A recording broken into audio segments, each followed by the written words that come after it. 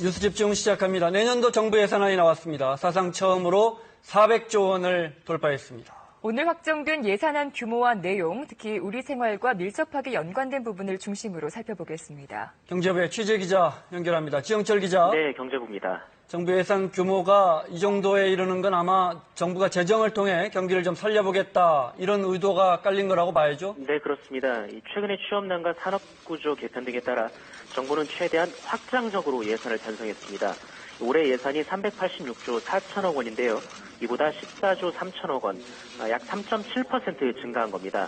2001년 100조 원, 2005년 200조, 2011년 300조 원을 돌파한 데 이어 사상 처음으로 400조 원 시대를 열게 됐습니다.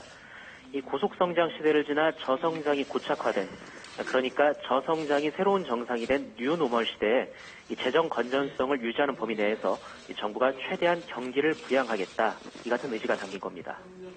그렇군요. 분야별로 살펴보면요. 네. 일단 내년에도 그 보건복지 예산이 많이 늘었어요. 네, 이 증가율이 전체 예산보다 가장 높은 분야가 바로 보건복지 노동 분야로 올해보다 5.3% 늘었습니다.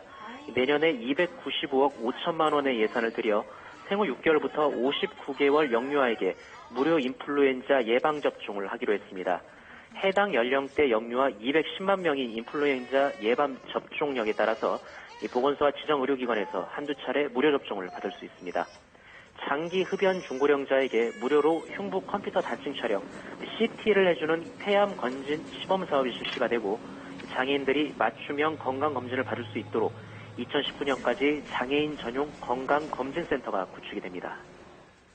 그리고 논란이 되어온 보육 분야에서도 각종 지원이 확대되죠? 네, 그렇습니다. 이 국공립 공공어린이집 증설과 직장 어린이집 설치 지원을 확대하고 취약계층에 대한 양육비 상향 조정도 추진됩니다. 올해와 비슷한 수준으로 내년 국공립 어린이집과 공공어린이집을 각각 150곳을 추가로 만들 계획이고, 이 중소기업에 대한 직장 어린이집 지원 한도를 3억 원에서 4억 원으로, 다른 직장과 공동 설치된 6억 원에서 8억 원으로 늘리기로 했습니다. 이 한부모 가족 자녀의 양육비 지원을 월 10만 원에서 12만 원으로 올리고, 지원 연령을 앞으로 3년간 만 12세 미만에서 만 15세 미만으로 상향 조정하기로 했습니다. 청소년 한부모 가족 자녀에 대한 양육비 역시 월 15만 원에서 17만 원으로 올리기로 했습니다.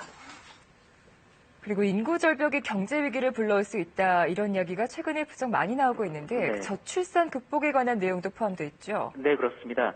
신혼부부와 청년 맞춤형 행복주택 공급을 3만 8천 호에서 4만 8천 호로 확대하고, 기존 아파트를 매입해 저렴하게 공급하는 매입 임대 아파트로 2,000호 지원을 합니다. 주택 구입자금 금리는 0.2%포인트 인하합니다. 신혼부부 다자녀 가구에 대해 구입 전세자금에서 금리를 우대하고 대출 한도를 높이는 방식으로 안정적인 주거 환경을 돕기로 했습니다. 올해 9월부터 전국 가구 월 평균 소득 150% 이하에만 지원하던 난임 시수를 모든 소득계층으로 확대하고, 저소득층에 대한 지원 수준과 횟수를 상향 조정하는 계획도 내년 예산안에 담겼습니다. 이 밖에 다른 분야도 살펴보자면요. 북핵 미사일 위협 등에 대비한 국방력 강화, 병영 환경 개선을 위해 국방 예산 역시 4% 증가한 40조 3천억 원이 편성이 돼서 처음으로 40조 원을 넘겼습니다. 반면 지난해에 이어 SOC 예산은 8.2% 감액됐고, 산업 중소기업 에너지 예산도 2% 줄었습니다.